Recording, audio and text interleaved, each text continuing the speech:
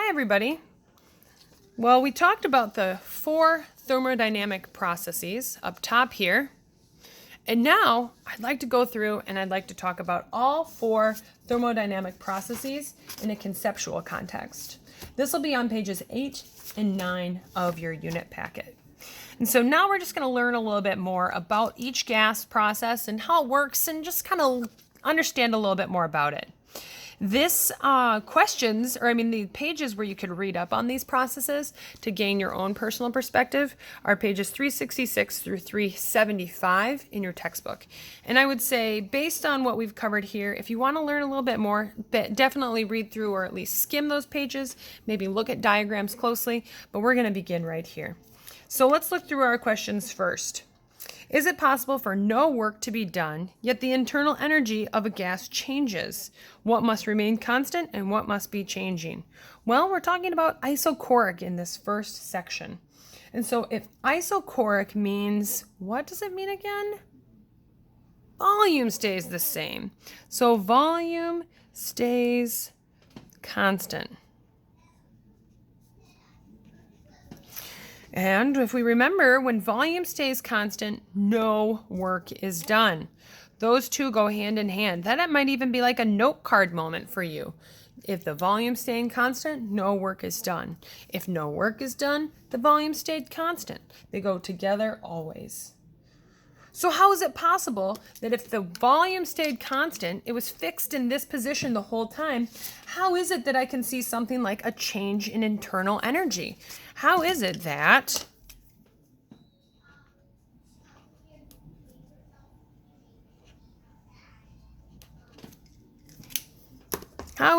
this can stay in this one fixed position? We need to either add or remove heat. Okay, so we're talking about Q. Our heat must be added or removed from the system. So yet the internal energy changes.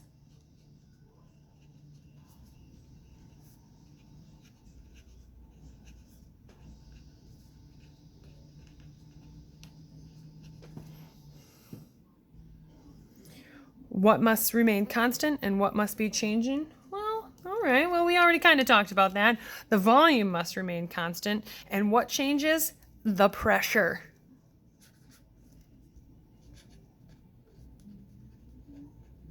And the temperature.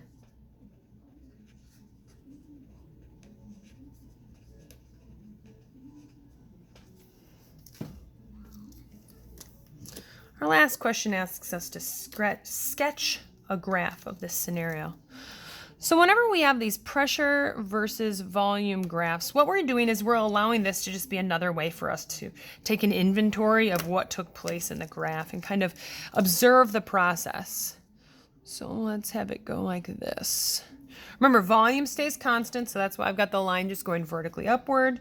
No work is done because, well, the volume doesn't change. And here's a fun thought that we'll learn about. If I was comparing point, let's say that this is point B and this is point H. I'm just trying to pick really obscure numbers for this. If I wanted to compare B and H there, what I would see is that the further away we are from our origin right here, the higher the temperature and the higher the internal energy.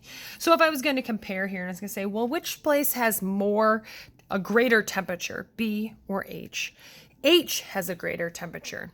H also has a greater internal energy. We can kind of do a flow chart, and I'm going to do that on a separate piece of paper really quickly. Let's think about this in terms of a little flow chart. When I add heat into the mix, when I take my gas at that fixed volume and put it on fire, or maybe above a Bunsen burner, heat goes into the system. When heat goes into the system, the internal energy then also goes up, or the change in internal energy goes up. And I remember we talked about this earlier, that the relationship between temperature and the energy of the gas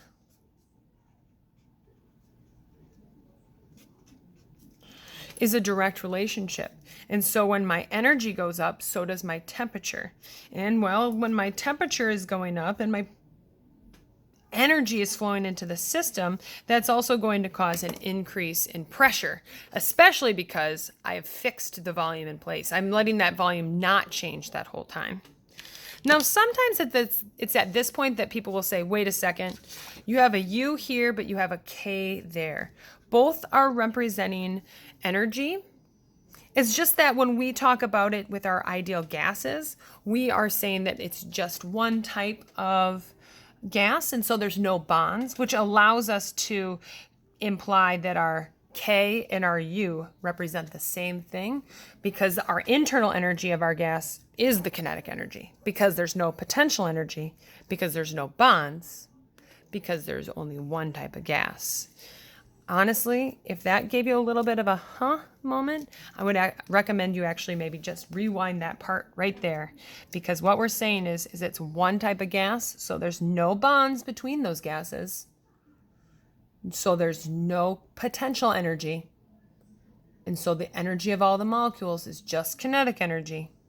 And thus the kinetic energy is the internal energy of the gas. Moving along. Isobaric. Isobaric is talking about a constant pressure. And so now what we're saying is that when the gas expands or the gas contracts, work is going to be done, but the pressure is going to remain constant the whole time. Now, this is going to be the one where I want you to pay really good attention, and I want to get you to color code. In fact, I would say that you should either do like a red and green for like hot and cold, or if you got a blue and a red for hot and cold, but you should definitely have some way to represent when heat is being added or subtracted from a system, because we're about to do work and we're about to expose our gases to fire and ice, and we're going to need those to help us out. So let's talk about how it's possible that I could actually compress a gas, yet the pressure will remain constant that whole time. I'm going to somehow compress my gas in its container, make the volume smaller, and as I compress the gas and make the volume smaller, the pressure is going to stay the same. Let's talk about how that process will work. So gas contracts. So I've made it smaller. As a result, work is being done on the gas.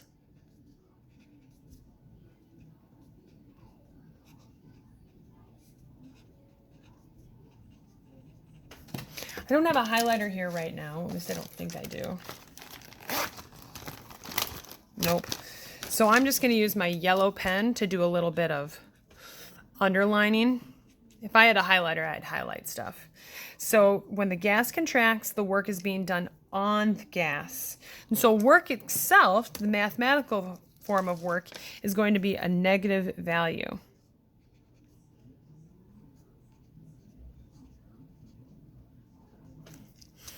Well, how do I even achieve that? How is it that I can compress something and yet the pressure inside will remain constant? The only way to do that is to have the temperature decrease. The only way to do that is put this container in an ice bath. And so as I'm pushing down on it, as I push down, what will happen is the heat will leave the gas, and the molecules will have less internal energy. And because they'll have a lower internal energy, they'll have a lower temperature. And so there'll be just less movement and less pushing on the walls of the container. And so that'll allow for that pressure to stay the same, even though the space that they're in is smaller. Let's write some of that down. So we had the gas contract. Work was done on the object. Oh no, I wrote this wrong. I've been doing multiple things at once. Sorry, guys. Work is positive here. It's multitasking too much.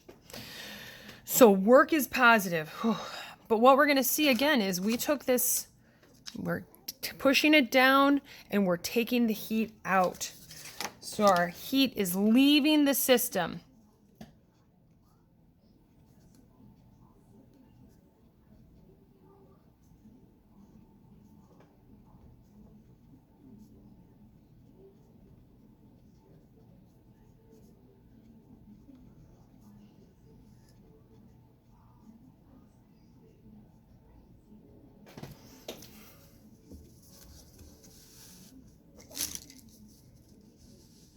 There we go. So the work is being positive because, well, I'm applying the work as I compress the gas or compress the piston. But at the same time, that pressure needs to stay the same. And the only way we can achieve that is if we put it in something like an ice bath. So the heat leaves that system as it's going through. These two numerical values, though, are not equal to one another. So it's not like they cancel out or anything. That's an important distinction. They're not equal. They don't cancel out. That's just like what their values would be. It would be a positive or a negative, depending on which one we're talking about. Ultimately, the only way that we can have the pressure stay constant the whole time is for the temperature to decrease, which is all about that ice bath and that leaving the system, which circles us back to our PV equals T equation. I need the pressure to remain the same, and so as a result, when I decrease the volume, as the volume decreases, the temperature decreases. It's the only way that I can have the pressure remain the same the whole time, is that when I decrease the volume for my gas, I have to have the temperature go down. The temperature goes down by losing heat to something like an ice bath. All right, we're going to flip it around now. I'm going to get a different color pen out. This is going to be the total opposite. And I might even right now, I'm going to take a dark colored pen. I'm going to go like this, leaving myself room to make my contrast example. And right now where it says sketch a PV graph, I'll sketch it over here where I've got some room because I need enough space to make the total opposite distinction of what happens when now the gas expands. New color pen. I'm going to ask you to pull out a new color pen as well because when we look back at these notes, we're going to need these visuals. So now the gas is expanding.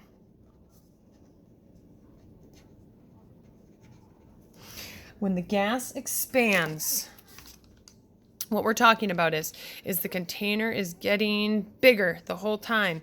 So this is our piston right here. We've got our gas in there. It's a fixed amount of gas. I'm pulling up on the piston.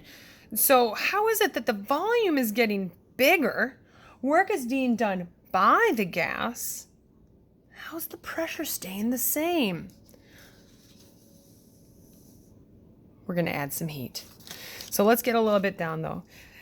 So gas expands, which means work is being done by the gas.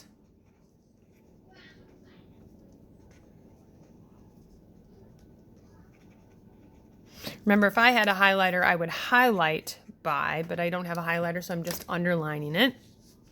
And that means that our work being done by the gas is a negative value.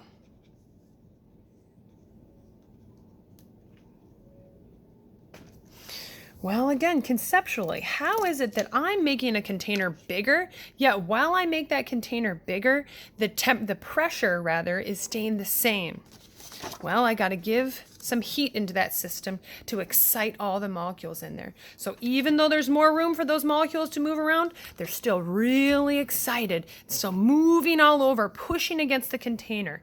And the way that we achieve that is by putting heat into the system.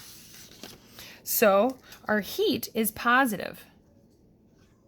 This is all in contrast to our above example that was in blue.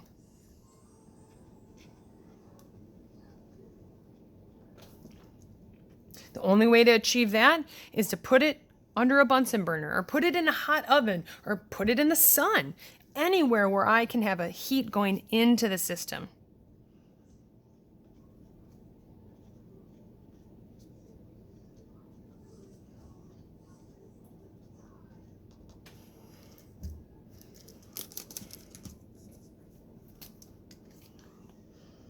This makes me think about the equation PV equals T again.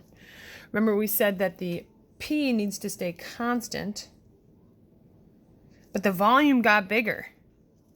The only way the volume can get bigger is if the temperature also gets bigger. The temperature will get bigger because the internal energy also increased. I'm going to draw this over here in my bottom right corner with my PV diagram.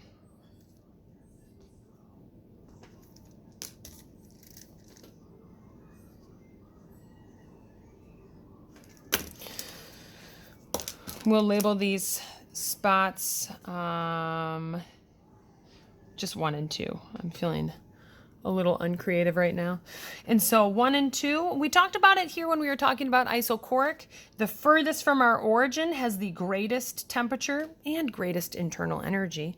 So 2 over here would have a greater temperature and a greater internal energy than 1 right here. I can also, this is a fun alternative fact, a fun extra fact. I can actually calculate how much work is done in these examples. By calculating how much work is done, I actually find the area under my line. The area under this line, I've colored it with pencil there, that is how much work is done. Now again, is it on or by the object? We need to look and see what happens to the volume. But the area under this line tells us how much work is done. All right, let's pop on over to more isobaric questions. There's just 2 more. Then I think this video is going to have to be done because it's getting a little long. So it says, relate back to the most basic equation, work is equal to force times distance. What is the force and how does the distance represented? Well, the force is the gas and its pushes and pulls that it's, the force is contacts that it's making with its container.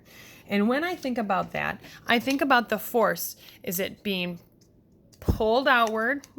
Is it being pulled outward and so the gases are spreading out? Or is the gas being compressed and that force is going inward?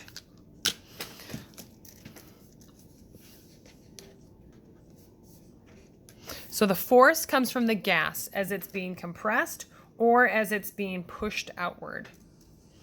But then the distance is represented by how much that volume changes.